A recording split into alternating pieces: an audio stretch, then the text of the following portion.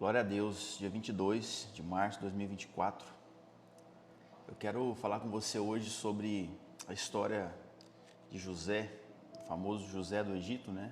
Filho de Jacó. E eu quero ler com você o que está lá em Gênesis capítulo 45. Gênesis 45.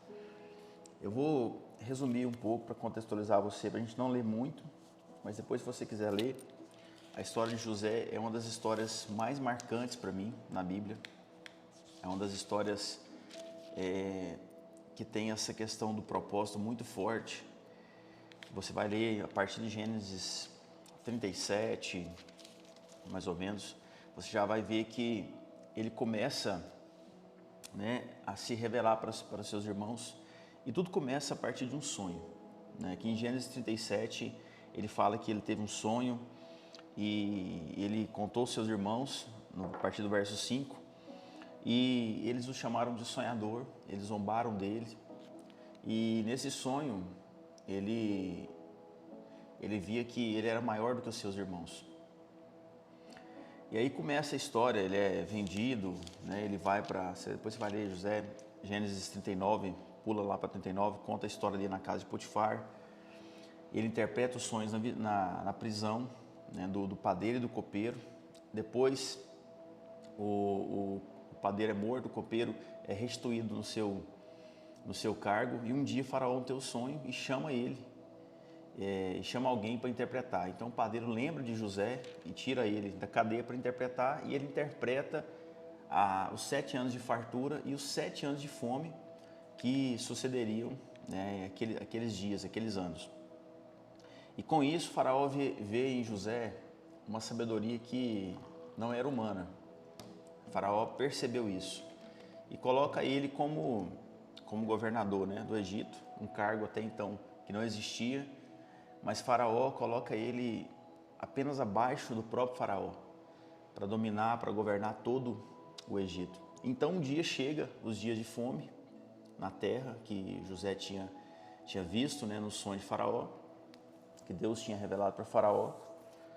E aí eles chegam para comer, para comprar mantimento, porque a terra toda estava com fome, mas o Egito tinha o que guardar, tinha comida, porque eles guardaram. E eles só guardaram porque José estava administrando aquilo ali. Então a primeira chave que eu quero deixar com você é o seguinte: em tempos de abundância é muito fácil, né, a gente administrar as coisas. Mas em tempos de escassez, em tempos de desafios, apenas pessoas de revelação conseguem administrar bem. E José era esse cara de revelação.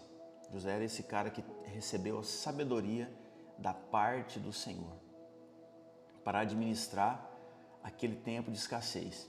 Então a nossa vida ela é cheia de altos e baixos, cheia de altos e baixos. A história de José, se a gente fosse falar sobre ela aqui, ficaríamos alguns dias. Podemos até fazer isso, eu já preguei sobre José algumas vezes na igreja. Mas o que eu quero falar para você hoje é que Deus, Ele quer derramar unção na sua vida, para que você transite entre as estações, para que você transite entre as pessoas com um coração nobre. Para que você entre e saia de lugares e mantenha o seu coração nobre. Para que você entre em tempos de abundância, entre em tempos de escassez com um coração nobre, sabendo administrar o tempo, as suas finanças, sabendo administrar as crises, e você conseguir manter os seus olhos naquilo que Deus quer fazer na sua vida. Porque José foi esse homem. José foi o homem que não viu apenas o tempo dele. José foi o homem que não viu apenas o momento que ele virou governador e o coração dele se rompeu. Pelo contrário, ele soube permanecer na unção que Deus havia lhe ordenado. E aqui José, quando os irmãos deles chegam para comprar mantimento, ele faz algumas coisas com os irmãos, a fim de ver se realmente eles mudaram ou não. E aí, enfim, tava todo mundo lá e chega Gênesis 45, que foi o que eu pedi para você abrir no começo. E fala assim: então José, não conseguindo se conter diante de todos os que estavam com ele, gritou: saiam todos da minha presença. E ninguém ficou com ele. Quando José se deu a conhecer a seus irmãos, e levantou a voz em choro, de maneira que todos os egípcios ouviram e também a casa de Faraó. E disse a seus irmãos: eu sou José, meu pai ainda está vivo? E os seus irmãos não lhe puderam responder, de tão assustados que ficaram com ele. E José disse a seus irmãos: agora cheguem perto de mim. E eles chegaram. Então ele disse: eu sou José, o irmão de vocês, que vocês venderam para o Egito. Agora, pois, não fiquem tristes nem irritados contra vocês mesmos por terem me vendido para cá, porque foi para a preservação da vida que Deus me enviou adiante de vocês. Porque já houve 2 anos de fome na terra, e ainda restam 5, em que não haverá lavoura nem colheita. Deus me enviou diante de vocês para que fosse conservado para vocês um remanescente na terra, e para que a vida de vocês fosse salva por meio de um grande livramento. Assim, não foram vocês que me enviaram para cá, e sim Deus, que fez de mim como um pai de Faraó e senhor de toda a sua casa, e como governador em toda a terra do Egito. Voltem depressa para meu pai e diga a ele que eu vivo, que Deus me pôs como senhor do Egito. Meu Deus, você consegue entender isso aqui? Você consegue visualizar esse diálogo? José vendido pelos seus irmãos, jogado num poço, vendido como escravo, parou na casa de Potifar, tudo certinho, zeloso, cuidadoso. A mulher de Potifar dá em cima dele, mente, ele sai correndo, ele é injustiçado, ele para na cadeia, vai parar na cadeia, ele interpreta os sonhos de 2 homens lá e ainda fala: o dia que você sair daqui, vocês lembram de mim.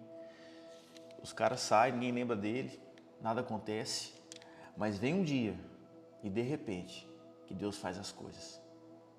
Assim é na minha e na sua vida, porque se José soubesse tudo que Deus, todo o processo que Deus iria submetê-lo, talvez o coração dele não estaria preparado. Se Deus fala para ele: José, é o seguinte, eu vou te colocar como governador do Egito. Aí talvez ele ia pensar: meu Deus, mas isso é muito impossível, isso é muito distante. O Egito, terra poderosa, distante, não serve ao mesmo Deus que nós.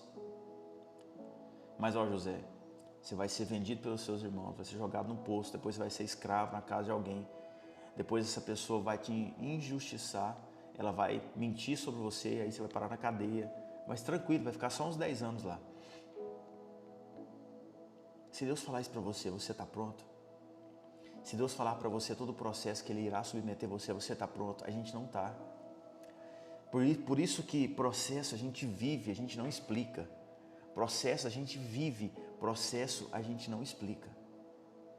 Porque a gente não entende as coisas, porque a gente não entende aonde o nosso coração precisa ser moldado, aonde o nosso coração precisa ser ajustado.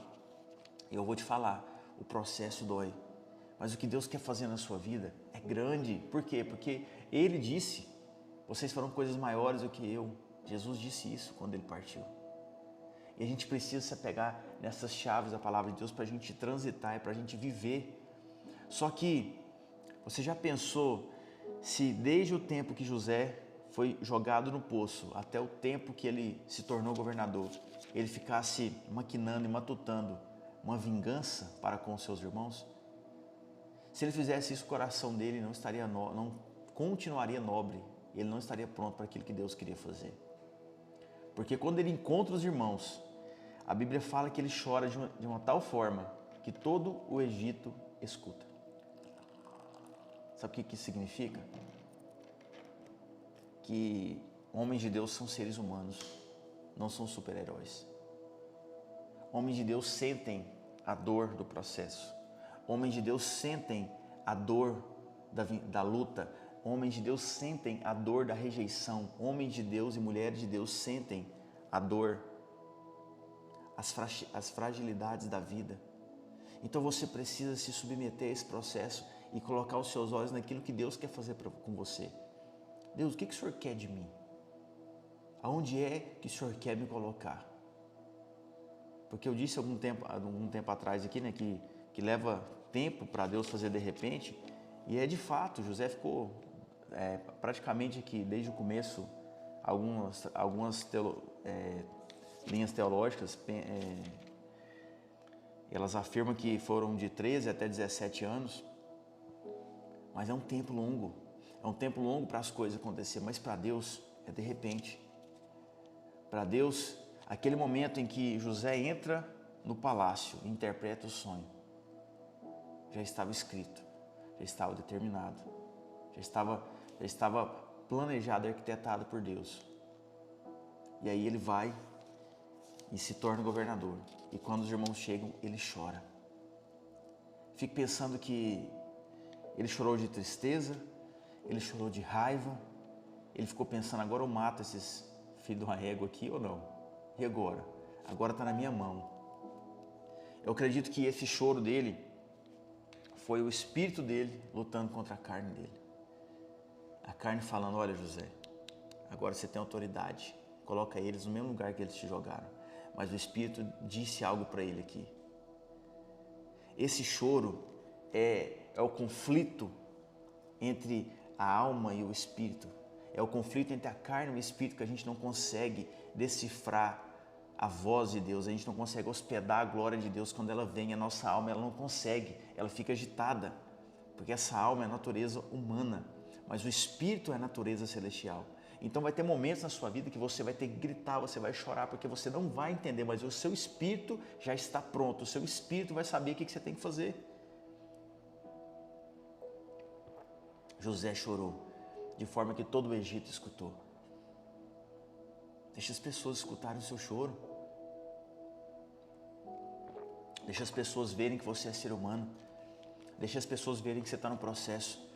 Porque quando você for colocado onde Deus quer te colocar e o propósito dele se cumprir na sua vida, as pessoas também vão ver. Não tem como esconder aquilo que Deus mostra. Você está pegando aí? E aí José chora. E esse conflito entre a carne dele e o espírito dele causou isso. Meu Deus do céu. Só que aí o Espírito Santo, o Espírito de Deus falou o que para ele? Porque ele revelou isso aqui para os seus irmãos. Olha, não precisa ficar irritado, não precisa ficar preocupado. Por quê?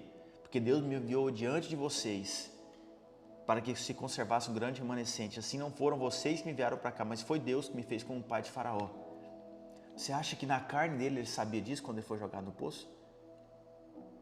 Você acha que ele tinha essa convicção? Você acha que ele tinha essa certeza nos 10 anos que ele passou na cadeia? Você acha que ele tinha essa certeza quando ele foi injustiçado? Você não vai ter certeza que foi Deus que fez as coisas quando você estiver sendo perseguido, abalado, injustiçado, preso. Você não vai ter essa certeza. Sabe quando que você vai ter essa certeza? Quando você consultar a Deus. Você vai ter essa certeza quando você for para o seu quarto e começar a chorar, começar a rasgar o seu coração, como eu disse ontem, Deus, eu não aguento isso aqui mais. O Senhor vem com resposta, ou eu não vou aguentar. E você precisa buscar isso no seu espírito. Porque vai chegar um dia, escuta isso aí, vai chegar um dia que as coisas vão acontecer na sua vida e você vai ter que ter essa certeza. Que as pessoas vão olhar para você e falar assim, meu Deus, é aqui que você está? Esse governo é seu, essa empresa é sua, essa família é sua. Olha o que Deus fez na sua vida e você vai ter que ter certeza para falar. Foi Deus que me deu, foi Deus que fez. Lá atrás doeu, eu passei por isso, mas Deus ele foi me direcionando. É assim que você glorifica a Deus. Mas José sabia de algo muito, muito valioso. Pula lá para Gênesis 50. E aí José traz todo mundo, ele prepara uma terra ali, né, no Egito para o povo, para os pais dele, para o pai dele, para a família dele. Chama todo mundo lá de Canaã e começa lá. E ele vai morrer. Ele vai morrer, passa um tempo, ele já governou, deixou seus filhos ali. E aí os irmãos dele, quando José estava no leito de morte, ainda ficaram com medo dele. Eles ficaram com medo de José, eles começam a fazer arquitetar alguma coisa ali com medo do que José ia fazer ainda. Sabe, isso mostra que quem entra no processo é transformado. Mas nem todas as pessoas que estão à sua volta serão transformadas. Você precisa ter essa convicção. Se Deus te chamou para algo, é seu. Vai lá e faz. Não fica cobrando os outros. Não fica esperando demais das pessoas. Espere de você. E aí eles deram uma conversada com José ali. E aí fala que Gênesis 50, verso 24. Olha para você ver. José disse aos seus irmãos: eu vou morrer em breve, mas Deus certamente visitará vocês e fará com que vocês saiam dessa terra para ir à terra que ele jurou a dar a Abraão, a Isaque e a Jacó, que era o pai dele. Então José pediu aos filhos de Israel, que eram seus irmãos, que fizessem o seguinte juramento: olha, Deus certamente visitará vocês. Gênesis 50, 25 agora. Quando isso acontecer, levem os meus ossos daqui. José pediu para que o povo ali, os descendentes dele, os irmãos, os sobrinhos dele, a galera ali, olha, eu vou morrer, mas Deus vai visitar vocês, vai tirar vocês aqui, vai levar para a terra que ele jurou para o nosso pai Abraão. Abraão, Isaque e Jacó, que no caso seria o tataravô dele. Quando isso acontecer, levem os meus ossos daqui. O que eu quero dizer para você? Uma pessoa que tem revelação, que ela entra num processo através de uma revelação, ela vai ser um profeta no lugar que ela está. E José profetizou que Deus iria tirar eles dali, porque ele sabia da promessa que Deus já tinha feito a Abraão. E que aquele tempo de governar no Egito era um tempo temporário, digamos que era um tempo transitório, que aquele iria passar, mas que chegaria um tempo que aquele povo iria seria tirado dali. E ele falou isso para a geração dele. Sabe qual que é o nosso papel? Olhar para os nossos filhos e lembrar eles da promessa que Deus já fez para a gente, para os nossos pais. O nosso papel, o papel de um homem, de uma mulher de Deus, é deixar uma direção, é deixar um destino para as próximas gerações, porque Deus, ele é geracional. Então tem promessas que Deus falou para você que vão se cumprir na sua vida, mas que vão se perpetuar por gerações. E às vezes a gente olha só para a nossa realidade presente agora, só para o nosso tempo agora. Deus, eu tenho tanto boleto, e Deus fala assim, eu tenho tantas pessoas para ser alcançadas pela sua vida. É isso, a Juliana está rindo aqui. Mas é isso. Homens de revelação, eles são profetas, e profetas não é aquela pessoa que põe a mão na sua cabeça e revela o CPF, o nome do cachorro, o nome da roupa que você está vestindo, que você vestiu ontem. E são adivinhadores, eu estou falando de profeta. Profeta da destino. Profeta da direção geracional. E aí, José fala isso e morre. E aí chega um tempo que Deus levanta um homem ali dentro. Passado 430 anos, o povo do Egito, eles se tornam escravos porque eles não conseguiram continuar o legado de José. Eles se tornam escravos. E aí Deus levanta um libertador. Quem? Moisés. E aí chega Moisés, deixado no cesto quando menino, criado pela linhagem do faraó. Ele cresce, ele se irrita com aquela perseguição, aí ele sai, vai pro deserto, passa 40 anos e volta para resgatar o povo. E Moisés, quando entra no Egito, ele profetiza as 10 pragas, o povo é perturbado ali por aquilo ali, e Faraó deixa o povo sair. Aí você sabe o que Moisés faz? Quando ele sai do Egito, com cerca de quase 1 milhão de pessoas, ele sai com um caixão de José nas costas. Ele pega, está lá em Êxodo, depois você lê. Ele pega e sai com Meu Deus, a live hoje tinha que ser horas, né? Horas e horas e horas. Ele sai com os ossos de José dali. Por quê? Porque José um dia pediu isso. E ele leva os ossos de José para a terra prometida. Depois você lê Êxodo 10, 13, tá aqui. Depois lê para você. E aí ele vai e leva para a terra prometida. Canaã, que vem a ser Israel futuramente. Agora, para a gente encerrar, pula lá para Mateus 27. Mateus 27, verso 51.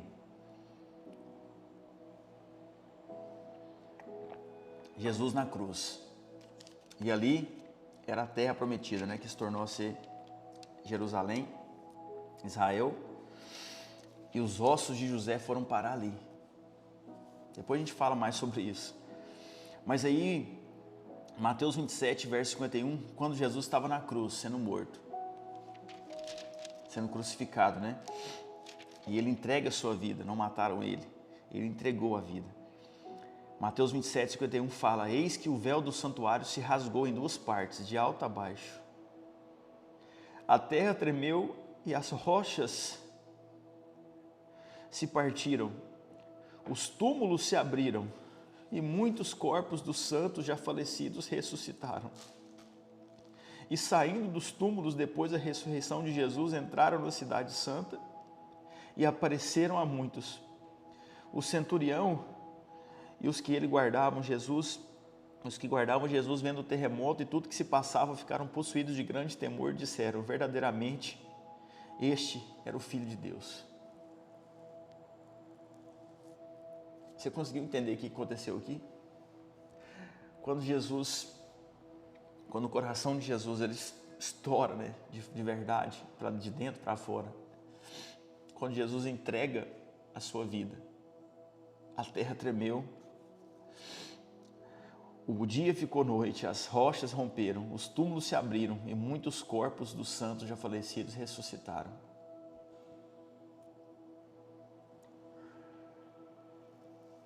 E eles entraram na cidade santa.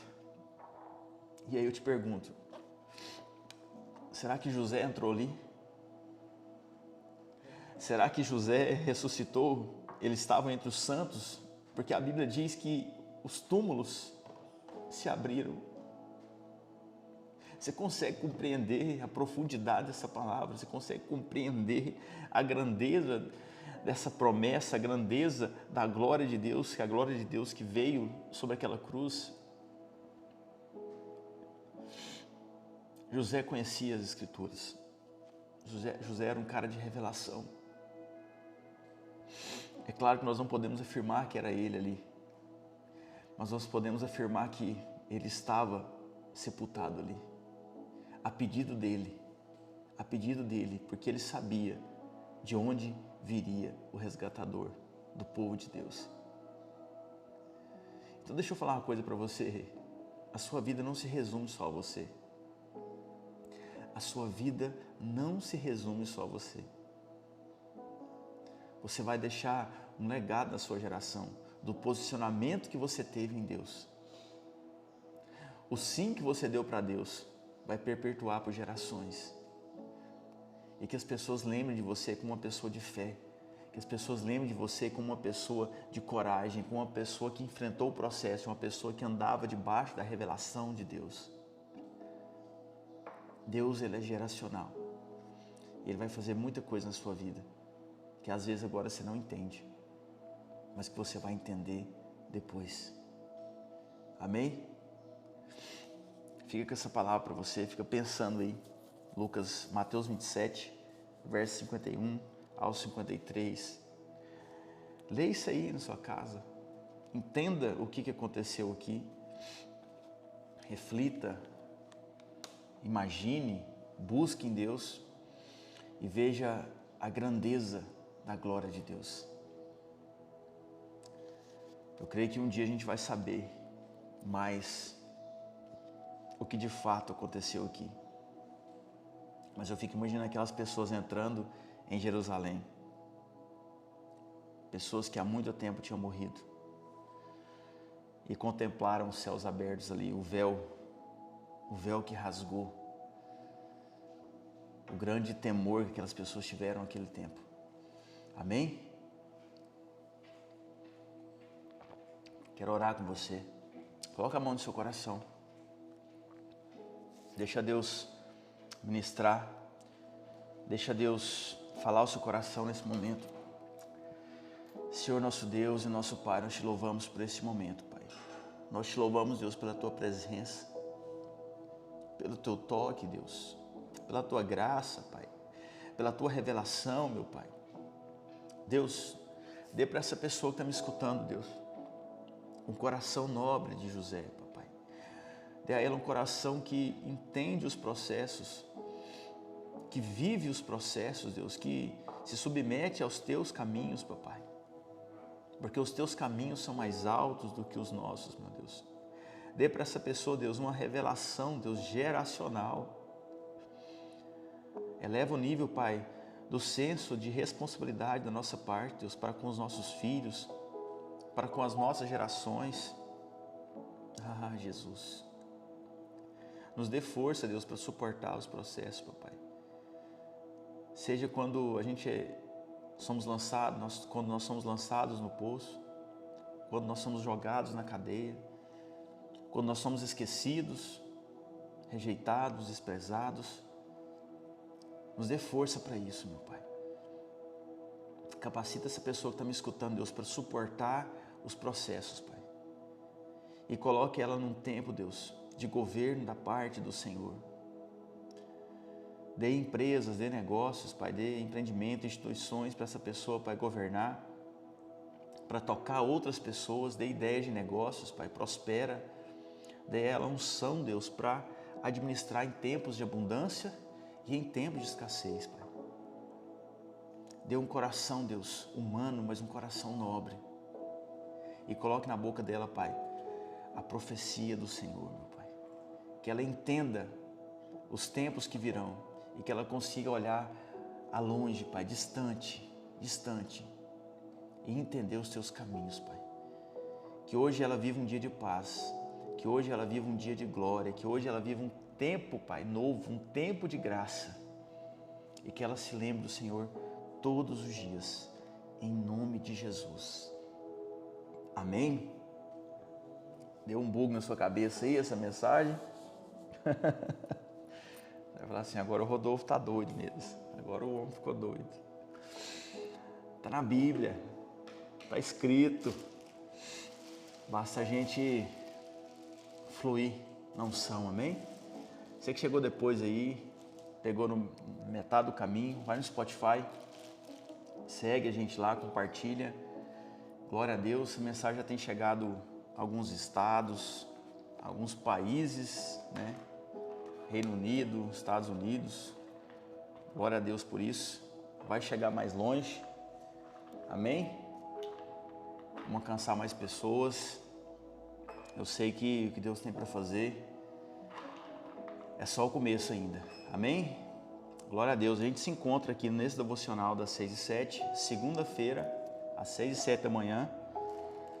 E domingo nós vamos nos reunir aqui em Itaberaí às 19 horas. Esse domingo nós vamos fazer o culto à noite. Vamos mandar no grupo lá da igreja também, da nossa amada igreja Levar.